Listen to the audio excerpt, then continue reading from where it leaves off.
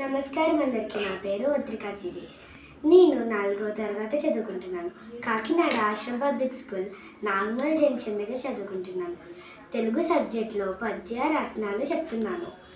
మొదటి పద్యం. ధనము కూడబెట్టి దానంబు సేయక తాను తినక లెస్స దాచుగాక తేనె తీగ కూర్చి తెలుబరికియదా విశ్వదాభిరామ వినురవేమ. రెండవ పద్యము. పుత్రోత్సాహము తండ్రికి పుత్రు జన్మించినప్పుడే పుట్ట జనులా పుత్రుని గనుగ పొగడగా పుత్రోత్సాహంబు నాడు పొందు సుమతి. మూడవ పద్యము.